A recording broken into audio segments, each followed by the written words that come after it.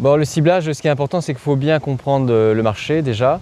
Et ce qui est important également, c'est de bien voir d'analyser la différence entre des prospects et des suspects. Alors la différence c'est quoi? C'est que les suspects, a priori, on ne sait pas quel est leur niveau d'intérêt pour les produits ou les solutions qu'on souhaite vendre, alors que les prospects, on a déjà qualifié leurs besoins et leur potentiel en termes de décision d'achat.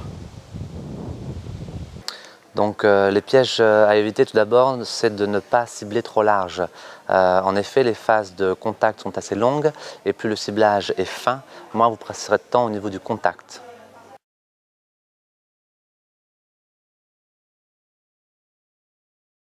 Alors dans la phase contact, les pièges à éviter sont les suivants. Déjà, il faut bien comprendre que chaque individu a autour de lui ce qu'on appelle une bulle. Donc une bulle, c'est en fin de compte un cercle autour de soi qui est plus ou moins grand. Alors si vous pensez que la personne qui est en face de vous a un besoin d'avoir du champ, surtout n'essayez pas de se rapprocher d'elle. Donc restez un petit peu en retrait comme elle, pour être vraiment en phase avec son comportement. Il y a aussi un point qui est important, c'est qu'il faut essayer de mimer ce que fait la personne. Pourquoi? Parce que si vous voulez communiquer avec quelqu'un, il vaut mieux faire comme lui plutôt que d'être en opposition. Alors un exemple, si la personne croise les bras, à ce moment-là, au bout de quelques secondes, mine de rien, il faudra essayer de croiser les bras. S'il commence à faire ça, essayez de faire ça, etc., etc. Et vous verrez que la personne, en fin de compte, va se libérer beaucoup plus, parce qu'elle se sentira en confiance en termes de gestuelle.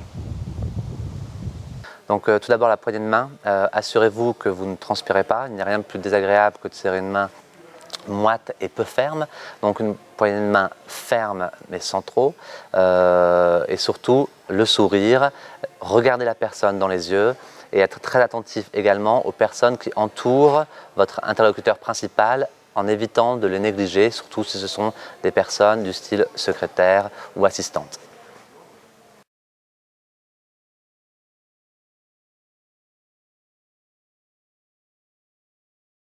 Alors dans la phase connaître, alors les pièges à éviter, c'est de ne pas écouter le comportement de son client. Alors le client, il a besoin de parler et vous avez besoin d'écouter ce qu'il va vous dire.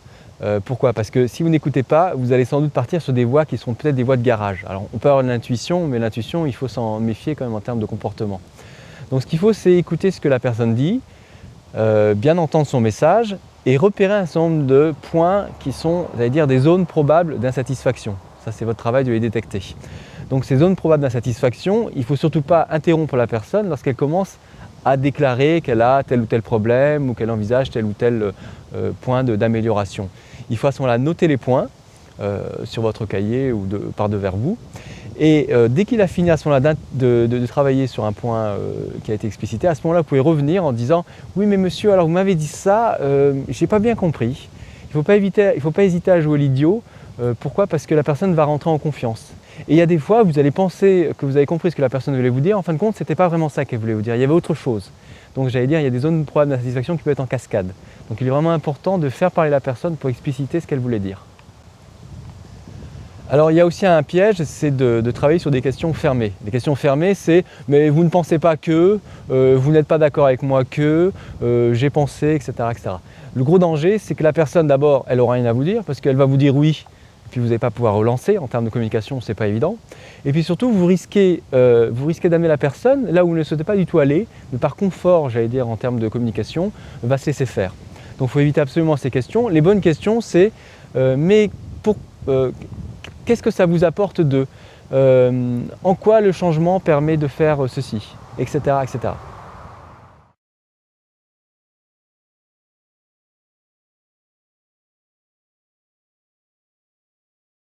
Donc tout d'abord, il ne faut surtout pas être condescendant avec votre client. Il est très facile, surtout dans des domaines techniques où votre client n'aura pas la même culture que vous, de l'être.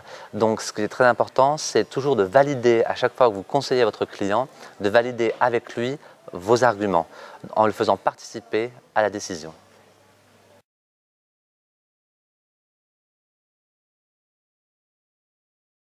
Alors pour la phase convaincre, alors vous allez rentrer dans un jeu qui est véritablement un jeu de ping-pong.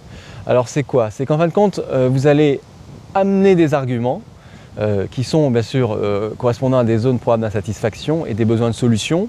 Et vous allez donc proposer en fin de compte des arguments. Et à chaque fois, il faut vraiment écouter le client parce que à chaque argument que vous allez lui proposer, il risque d'opposer quelque chose. Il ne faut surtout pas faire, c'est-à-dire en fin de compte, négliger ce qu'il va vous dire. Pourquoi? Parce que si vous faites ça, ça veut dire qu'en fin de compte, vous n'êtes pas sûr de ce que vous voulez dire. Alors chaque fois qu'il va vous faire une objection, vous allez traiter cette objection, mais la traiter immédiatement. Donc en répondant, comme au ping-pong, vous renvoyez la balle. Oui, mais vous me dites ça, mais quand même, tout à l'heure on a vu que, donc moi je pense que, et c'est reparti. Et vous écoutez ce que le client vous dit. Et à chaque fois, ainsi de suite. Et puis si vous n'avez plus d'arguments, à ce moment-là, vous passez au suivant.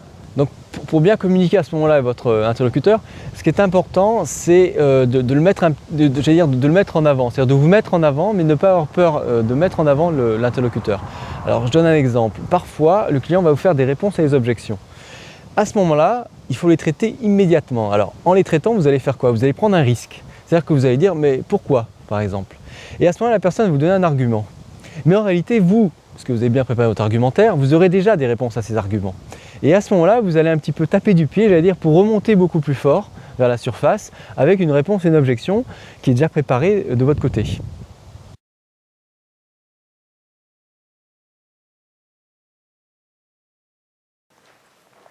Donc la conclusion doit être extrêmement brève. C'est un moment qui doit durer quelques minutes tout au plus, puisque en fait c'est le gros problème des négociations. Une fois que la conclusion est faite, c'est ce on veut en fait en faire trop, c'est-à-dire qu'on n'y croit pas, on pense que ça n'est pas réellement conclu et on propose d'autres choses, d'autres rabais, d'autres ristournes, d'autres délais. Donc il faut savoir s'arrêter quand la négociation est conclue.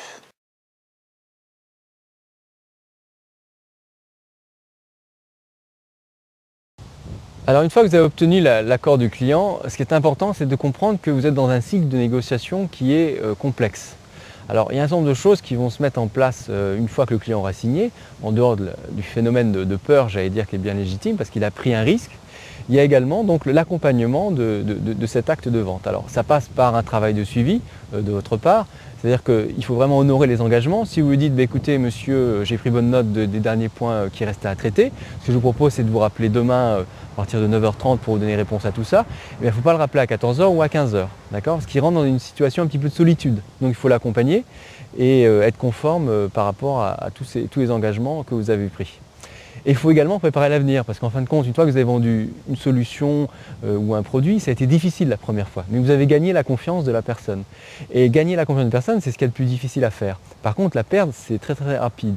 Donc il faut absolument entretenir cette relation en vous disant que demain, après-demain, peut-être dans 6 mois, peut-être dans un an, vous allez lui proposer une autre solution, peut-être beaucoup plus onéreuse d'ailleurs, et qui vous rapportera beaucoup plus d'argent. Donc il faut rentrer dans une situation un petit peu de partenariat, c'est-à-dire que vous avez besoin de lui, et lui aussi il a besoin de vous, parce qu'il a peur de toute façon de la mise en œuvre de la solution qui peut pour lui être désastreuse. Donc cette relation, c'est une relation de partenariat. Et si vous mettez en place un partenariat, vous serez gagnant-gagnant.